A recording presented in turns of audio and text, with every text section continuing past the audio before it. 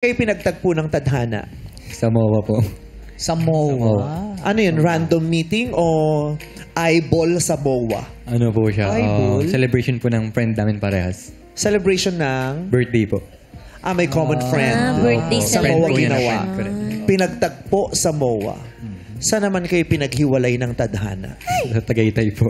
Sa lalaki. ibang lugar! Bakit naman sa Tagaytay po? Hindi kasi taga-Alfonso siya eh. From after Tagaytay, Alfonso na yun. O di sorry kung yun ang rason. Chong, pasensya na. Hindi, kasi siya pumunta ng MOA. Tumayo ng MOA. Dapat siya rin dadayo. MOA, Tagaytay, Malaban. Grabe ka naman sa Malabana. Ay, maputi. Maputi yan. Yung puti. Maputi, may amoy lang. Pero maputi. Yes.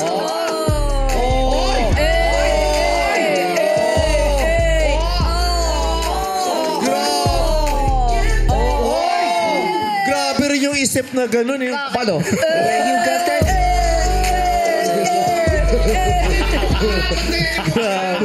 Yun ang literal na dirty dance. Yes. Grabe, ang dumi. Diba? Wow. Tapos kumupo. Yung pagkagano mo, parang petra. O di magsalubong tayo.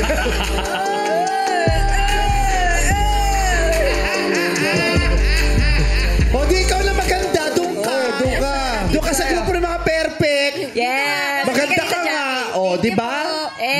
Maganda ka, umiiyak ka na. Grabe siya sa'yo. Jackie, grabe siya sa'yo. Ay, tama yung matter. Wala. Sagutin mo nga. Sagutin mo. Eh, di sorry.